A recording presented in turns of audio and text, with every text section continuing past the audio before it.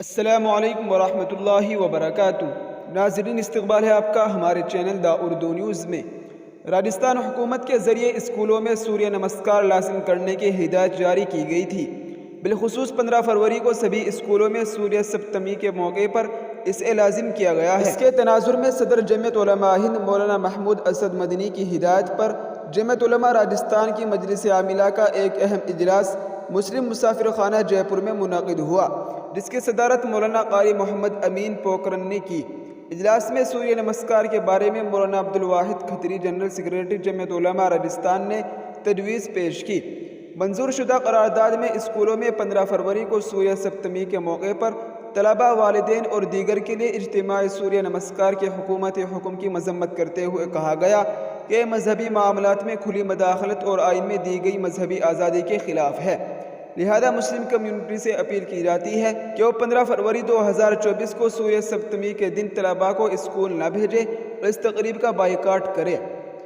جی ہاں ناظرین، آپ کو بتاتے چلے کہ جمعیت علماء ہند سمیت دیگر مسلم تنظیموں نے راجستھان ہائی کورٹ میں ایک مشترکہ عرضی داخل کی ہے، جس میں 15 فروری کے پروگرام اور اسکولوں میں لازمی سوریہ نمسکار کے فیصلے کو کالعدم کرنے کی مانگ کی گئی ہے۔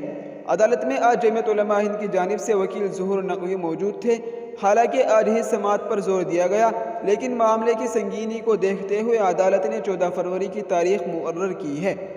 جے پور میں جاری جمعیت کے اجلاس میں ریاست بھر سے جمعیت کے قائدین نے شرکت کی۔ ریاستی مجلس عاملہ نے واضح کیا کہ اکثریتی ہندو سماج میں سوریہ کو خدا دیوتا کے طور پر پوجا جاتا ہے۔ اس عمل میں بولے جانے والے کلمات، اشلوک وغیرہ جیسی سرگرمیاں پوجا کی ایک شکل ہے، جبکہ مسلمانوں کے لیے اللہ کے سوا کسی کی عبادت شرک ہے۔ اس لیے امت مسلمہ کسی بھی صورت میں اسے قبول نہیں کرے گی۔ جمعیت علماء ہند یہ مانتی ہے کہ کسی بھی جمہوری ملک میں یوگا کے بہانے کسی خاص مذہب کے عقائد کو دوسرے مذاہب کے لوگوں پر مسلط کرنا، بالخصوص بچوں کو مجبور کرنا، آئینی اصولوں اور مذہبی آزادی نیز چائلڈ رائٹس کی کھلی خلاف ورزی اور ایک مذموم کوشش ہے۔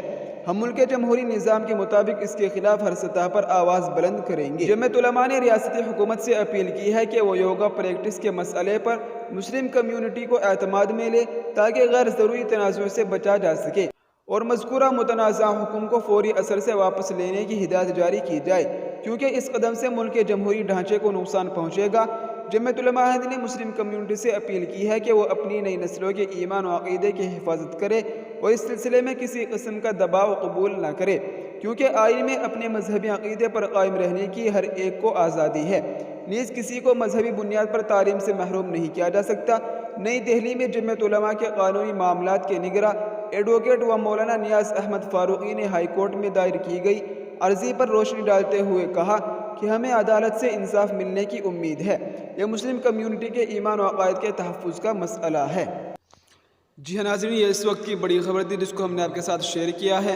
آپ سے گزارش ہے کہ اس ویڈیو کو زیادہ سے زیادہ شیئر کریں۔ السلام علیکم ورحمۃ اللہ وبرکاتہ۔